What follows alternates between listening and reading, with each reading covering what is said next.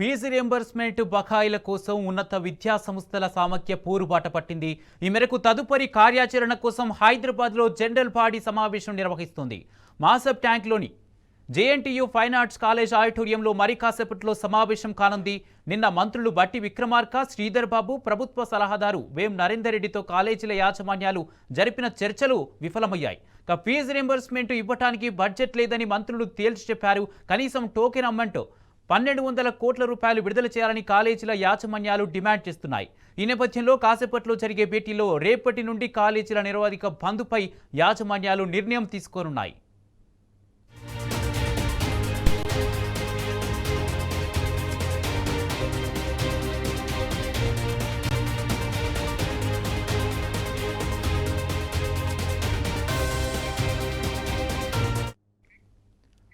Fee reimbursement బకాయిల కోసం ఉన్నత విద్యా సంస్థల సమాఖ్య పోరుబాట పట్టింది. ఈ మేరకు తదుపరి కార్యాచరణ కోసం హైదరాబాద్లోని జనరల్ బాడీ సమావేశం నిర్వహిస్తుంది. ఇదే అంశానికి సంబంధించి పూర్తి అప్డేట్స్ మా ప్రతినిధి మహేష్ లైవ్ ద్వారా అందిస్తారు. మహేష్, మాసబ్ ట్యాంక్లోని జేఎన్టీయూ ఫైన్ ఆర్ట్స్ కాలేజ్ ఆడిటోరియంలో మరి కాసేపట్లో సమావేశం కానున్నట్టుగా తెలుస్తుంది. సమావేశంలో ముఖ్యంగా ఏ అంశంపై చర్చించే అవకాశం ఉంది, ఎవరెవరు పాల్గొంటున్నారు, అలాగే కాలేజీ యాజమాన్యాల డిసిషన్ ఏ విధంగా ఉండే అవకాశం ఉంది, బంద్ కంటిన్యూ అయ్యే అవకాశం ఉందా?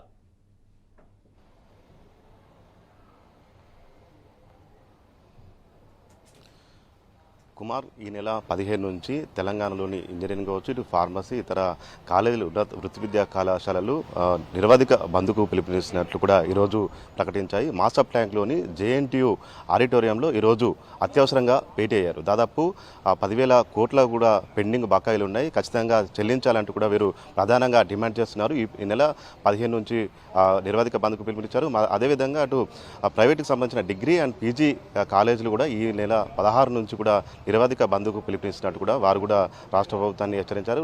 పలుమార్లు అటు డిప్యూటీ సీఎం బట్టి విక్రమార్క కావచ్చు, ఇటు నిన్న మంత్రి శ్రీధర్ బాబు, అటు సలహాదారు సంబంధించిన వేం నరేందర్ రెడ్డిని కూడా కలిశాము. అయినా కానీ ఇంతవరకు ప్రభుత్వం నుంచి ఎలాంటి చలనం లేదు, తమ సమస్యలకు సంబంధించి ఎలాంటి పరిష్కారం చూపలేదని కూడా ఈరోజు ప్రధానంగా అత్యవసరంగా భేటీ అయ్యారు. రాష్ట్ర ప్రభుత్వంపై తాడోపడో తేల్చుకునేందుకు కూడా ఈరోజు అన్ని కళాశాలల యాజమాన్యాలు కూడా సిద్ధమైన పరిస్థితి కనిపిస్తుంది. ఇదే విషయంపై మనతో మాట్లాడేందుకు ప్రస్తుతం మనతో పాటు ఎమ్మెల్సీ వాణిదేవి గారు ఉన్నారు. మేడం, చెప్పండి, కాంగ్రెస్ ప్రభుత్వం ఏర్పడి 22 నెలలు అవుతుంది, ఇప్పటి వరకు ఈ ఫీజు రియంబర్స్మెంట్ సంబంధించి బకాయిలు చెల్లించలేదు, ఎలాంటి ఇబ్బందులు ఎదుర్కొంటున్నారు? చాలా ఇబ్బందులు ఎదుర్కొంటున్నాం అండి. ప్రైవేటు కళాశాలల యాజమాన్యాల తరఫున, అలాగే నేను కూడా విద్యా సంస్థలు నడుపుతున్నాను. అందులోనూ ప్రజల కోసం పనిచేస్తున్న ఎమ్మెల్సీగా కూడా నేను ప్రభుత్వం దృష్టికి తీసుకొస్తున్నాను. ఇట్లా ఫీజు రియంబర్స్మెంట్ లేకపోవడం, స్కాలర్షిప్స్ లేకపోవడం గత 2 ఏళ్లుగా చాలా కూనారెళ్తున్నాయి కాలేజెస్ అన్నీ కూడా. ఇది కరెక్ట్ కాదు. ఏమన్నా అంటే మళ్ళీ అంతకుముందు కూడా కొంత పెండింగ్ ఉన్నదంటే కిరణ్ కుమార్ రెడ్డి గారి ప్రభుత్వం పే చేయని ఏదైతే స్కాలర్షిప్స్ రియంబర్స్మెంట్స్ తర్వాత వచ్చిన ప్రభుత్వం బీఆర్ఎస్ ప్రభుత్వం క్లియర్ చేసింది కదా. అట్లాగే ఎప్పటికైనా, ఎందుకంటే ఇది అత్యవసరమైన సబ్జెక్టు, విద్య వైద్యం అనేది చాలా అత్యవసరమైన సబ్జెక్టు. దీన్ని కూడా పెండింగ్ పెట్టి గాలికి వదిలేసినట్టుగా నాకు అనిపిస్తుంది. అనేక మంది విద్యార్థులు స్కాలర్షిప్, ఫీజు రియంబర్స్మెంట్ లేక కాలేజెస్, స్కాలర్షిప్స్ లేక స్టూడెంట్స్ చాలా ఇబ్బందులు పడుతున్నారు. కాలేజెస్ నడుపుతున్న అనుభవంగా అనేక విద్యా సంస్థలు నడుపుతున్న అనుభవంతోనే చెప్తున్నాను, దిస్ ఈజ్ నాట్ ఫెయిర్. ఎందుకంటే పిల్లలు ఏమంటారు, ఫీజులు మా సర్టిఫికెట్స్ ఇవ్వమంటారు. అంటే కోర్స్ కంప్లీట్ చేసి పై చదువులకు పోయే వాళ్ళకి మరి ఫీజు లేదు. 4 సంవత్సరాల నుంచి ఫీజు పెండింగ్ ఉండేది ఉంటే అంటే జాయిన్ అయినారు, వాళ్ళు వెళ్ళిపోతున్నారు, కానీ ఫీజు మాత్రం రియంబర్స్మెంట్ లేదు. కాలేజెస్ ఎక్కడి నుంచి ఫీజు ఎక్కడి నుంచి శాలరీస్ పే చేస్తారు? శాలరీస్ చూసేది ఉంటే 6th పే అంటారు, 7th పే అంటారు. ఇవన్నీ ఫీజిబిలిటీ కావాలి. ప్రతి కాలేజీ ఒక వ్యవస్థ నడవాలంటే ఒక ఫీజిబిలిటీ ఉండాలి.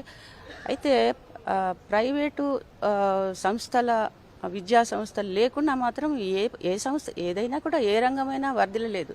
అనేక పారిశ్రామిక ఇవి వాడలు వెలుస్తున్నాయి మన దగ్గర, అనేక మరి వస్తున్నాయి, మరి అనేక సంస్థలు వస్తున్నాయి అట్లా. కానీ అలాగే ప్రైవేట్ విద్యా సంస్థలు అనేకం కూడా మరి మన దగ్గర ఉన్నాయి. విద్యా వ్యవస్థ అయినా కానీ ఏ రంగమైనా సరే దానికి ప్రైవేటు భాగస్వామ్యం లేకుండా నడవదు. ప్రైవేటు భాగస్వామ్యాన్ని మీరు తప్పకుండా ఎంకరేజ్ చేయాలి. గవర్నమెంట్ అనేక సంవత్సరాల నుంచి నడుస్తున్నది, ఈ సంవత్సరం ఎందుకు రాకపోవడం? దీనికి ముఖ్య కారణం ఏంటో తెలియడం లేదు. మరి విద్యారంగం ఏది ఉంటే మన డిపార్ట్మెంట్ మరి ముఖ్యమంత్రి గారు రేవంత్ రెడ్డి గారి దగ్గరనే ఉన్నది. అనేక సార్లు నేను మండలిలో కూడా శాసన మండలిలో కూడా ఈ విషయాన్నే దృష్టికి తీసుకొచ్చినాను, సభాపతి దృష్టికి. అయినా కూడా దీని గురించి ఎవరు పట్టించుకోవడం లేదు. దీనికి కారణం ఏంటో తెలియడం లేదు. ఇప్పుడు ఎంత అన్రెస్ట్ అయిపోయిందంటే అన్ని విద్యా సంస్థలు ఒకటైనాయి ఇప్పుడు. అంతకుముందు కూడా యునైటెడ్గా ప్రైవేట్ ఫార్మసీ కాలేజెస్ అని, ప్రైవేట్ ఇంజనీరింగ్ కాలేజెస్ అని, ఇంకా డిగ్రీ కాలేజెస్ అని ఎవరికి వాళ్ళకి ఒక గ్రూప్ లాగా చాలా పటిష్టంగా నడుస్తున్నాయి, విద్యా వ్యవస్థలో ఉన్న లోటుపాట్లన్నీ సవరించుకుంటూ. కానీ మరి ఇప్పుడైతే అన్నీ సంఘటితమైనవి. మరి ఇప్పుడు ఏమి డిసిషన్ తీసుకుంటారో.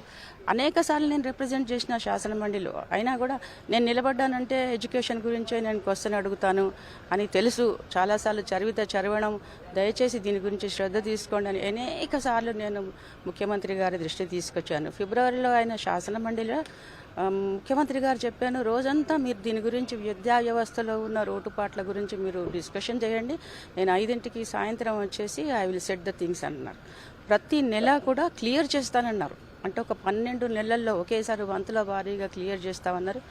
అయినా కానీ ఎటువంటి కదలిక లేదు ప్రభుత్వంలో. ఇది చాలా విచారించదగ్గ విషయం. ఇప్పటికైనా ప్రభుత్వం కాస్త కళ్ళు తెరిచి విద్యా వ్యవస్థను ప్రైవేట్ విద్యా వ్యవస్థను తప్పకుండా ఆదుకోవాలి.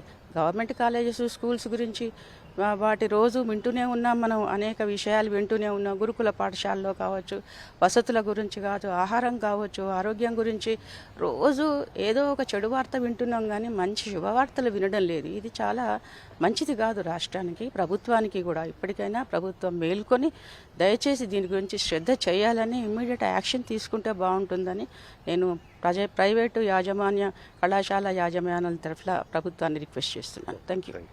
ఇది మొత్తంగా చూసినట్టయితే తాము ఎన్నో సమస్యలు ఎదుర్కొంటున్నాము. 22 నెలలుగా తమకు ఆ ఫీజు రియంబర్స్మెంట్ బకాయిలు ఇవ్వట్లేదు, తమ సిబ్బందికి వేతనాలు కూడా ఇచ్చుకోలేని పరిస్థితిలో ఉన్నాము. మరొక వైపు కొన్ని కాలేజీ యాజమాన్యాలకు సంబంధించి చూస్తే వారు రెంట్ కూడా నిర్వహిస్తున్న పరిస్థితి, అద్దె కూడా కట్టలేని పరిస్థితి నెలకొన్నది. ఇప్పటికైనా రాష్ట్ర ప్రభుత్వము తమకు పెండింగ్ ఫీజు రియంబర్స్మెంట్ బకాయిలు వెంటనే విడుదల చేయాలని, లేదంటే ఈ నెల 15 నుంచి ఖచ్చితంగా నిరవధిక బంద్ పిలుపునిస్తున్నామని కూడా వారు చెప్తున్న పరిస్థితి కనిపిస్తుంది. ఇక ఈరోజు జరిగే జనరల్ బాడీ మీటింగ్లో మధ్యాహ్నం తర్వాత వారి కార్యాచరణ ప్రకటించనున్నారు. Right, thank you Mahesh.